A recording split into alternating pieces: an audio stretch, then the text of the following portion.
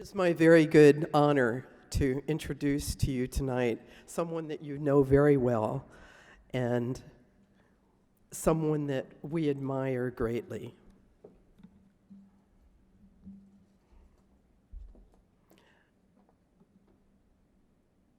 This is a woman that decided that she needed to communicate effectively with Pope John Paul II in October of 1979, as she was speaking as the spokeswoman for the United States religious. And at that time, she had the courage to indicate to the Pope that it was time for women to be ordained. Now, many of you follow social media like I do, and you know that Pope Francis slammed churches that operate for profit businesses and don't help the poor. And he says, if that's what you do, then pay taxes like a business. And he was particularly talking about nuns who are operating convents that no longer are useful. I think it is time for Sister Theresa Kane to speak out again. We have a new pope that's coming in the next few days. And a question occurs to me. We're micromanaging if we want to talk about the fact that nonprofit religious groups should not be tax exempt if they sell their facilities to pay debts, maybe to provide retirement benefits for nuns. But a larger issue might really be, how can the Roman Catholic Church in the United States be a tax-exempt organization when we have laws in the United States that discriminate against people we have laws in the United States that say discriminating against women is illegal and unconstitutional?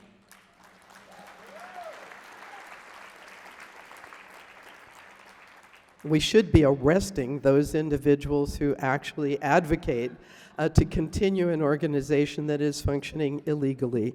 And I'm going to pass the torch to Sister because I know she is ready, and she is fired up and ready to go. And so at this time, I would like to introduce Sister Theresa, and I would like you to welcome her and get fired up.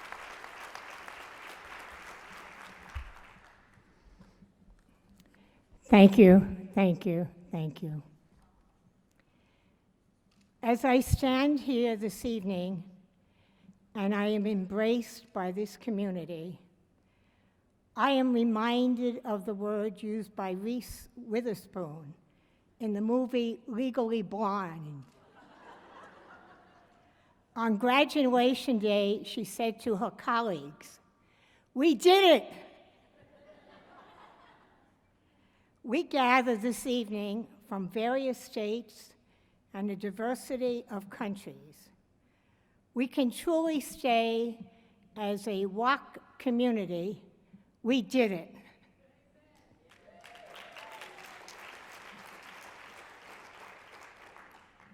It is with deep humility, a sense of pride, with knowledge, accomplishments, and passion to direct and create our future, that WOC, because of its vision, and because of each of you, and so many who have gone before us and have endured for 40 years. Our journey as a WOC community has been difficult at times. We have been criticized for envisioning, for desiring of, and for working for something not possible according to the present mentality in the Catholic Church institution. But we have endured, and we have created a significant structure and a system within the very heart and spirit of the Catholic community that now yearns for and is committed to the God-given gifts of women as innately equal with men, to be within every sphere and every walk of life, in religion, government, and society. Endurance is a quality of prophets and prophecy. Prophecy is present when people have a dream, at times an impossible dream, a vision of what is not yet. We have been gifted with a vision for 40 years. We walk in the spirit of a long tradition regarding vision. The book of Habakkuk speaks of vision. Write down the vision. The vision has its time. It presses on to fulfillment. If it delays, wait for it. It will surely come. We honor all those wonderful women who caught the fire at Vatican Council II in 1965, 50 years ago, when the question of ordination of women was first spoken in an official international Catholic Church event. We thank God for many even before Vatican Council who paved the way. Communities such as St. John's Alliance in England and the women of the Grail community, to identify only a few.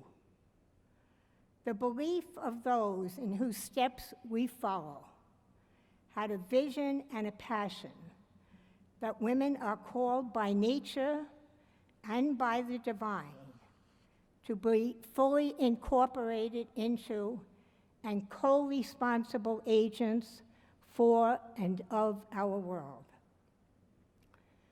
The book of Revelation states, "I make all things new." Write the vision down, for these words are trustworthy and true. These words are already fulfilled. WAC as a community, Women's Ordination Conference, as an institution, is a dynamic segment of the Catholic Church, and we gather with great joy, enthusiasm, and passion on this significant anniversary. We have partnered with other visionaries who also celebrate anniversaries this year. We recognize the 50th anniversary of the National Catholic Reporter and one of its outstanding leaders. Thank you. The National Catholic Reporter with one of its outstanding leaders, Tom Fox, who has been a dynamic presence with NCR for 35 of the 50 years. We also congratulate Future Church on its 25th anniversary, which has been a driving force through the esteemed founder, Sister Chris Schenck.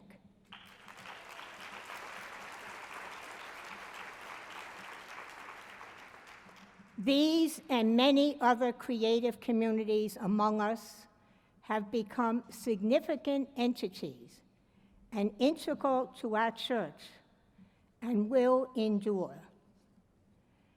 How right and just it is that we gather in Philadelphia for our 40th anniversaries as a prelude to the advent of Pope Francis arriving in this city of sisterly and brotherly love.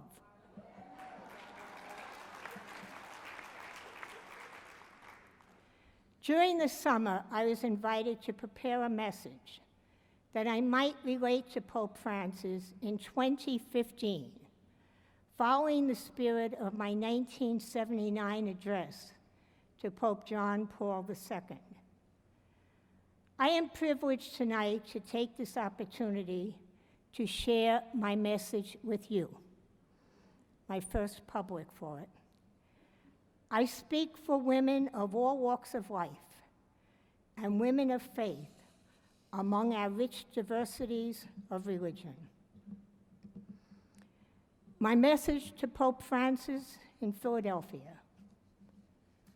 Pope Francis, although your formal titles are Holy Father and Supreme Pontiff, I take this opportunity to greet you as a brother, a friend, a collaborator in our service to and with God and with others.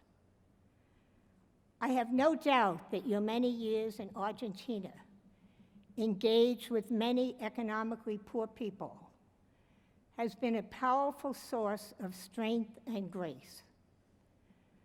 Those experiences prepared you to be noted for your deeply pastoral spirit, your desire for collegiality, and your vision that all of us in the Catholic community are called to be holy, to be saints.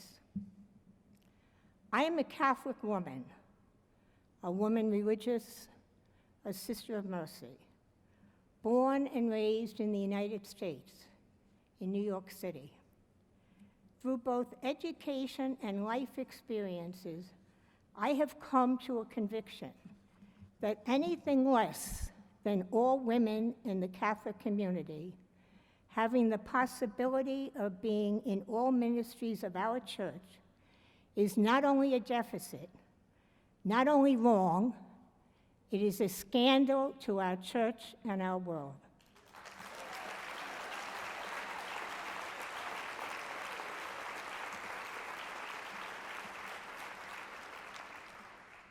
For a long time, I have believed the Catholic community might serve as a role model and an instrument of reform for governments and religions throughout our world that not only allow, but even legislate, that women are less than fully human, that women can be objects to be exploited, that it is acceptable and even at times believed natural to violate, to beat, and to abuse women physically, psychologically, and sexually.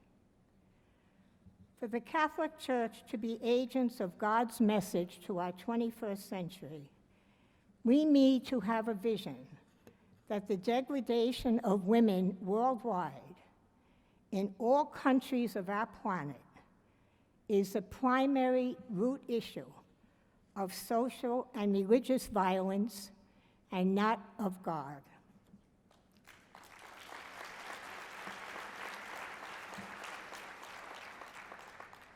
We as a Catholic community are called to proclaim fully and lovingly to our entire planet community that such scandalous beliefs and actions of gender equality are forms and expressions of idolatry. When idolatry is present, God is not in our midst. We need to bring a loving, caring, creative God into the center of our everyday lives by eradicating all forms of gender inequality.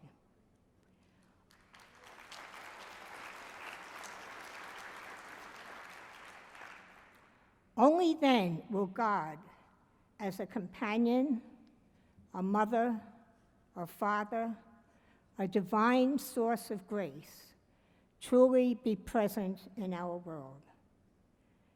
I urge you, Pope Francis, to listen to the women of our church and our world who cry out in anguish as women throughout the ages have done. Only radical, at its roots, gender equality in the church and in society will begin to diminish the violence, hatred, and other forms of inhumanity in our world today.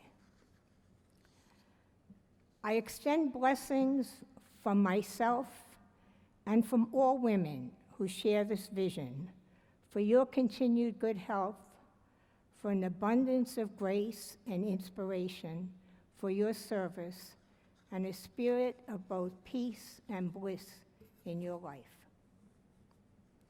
Thank you. God bless you.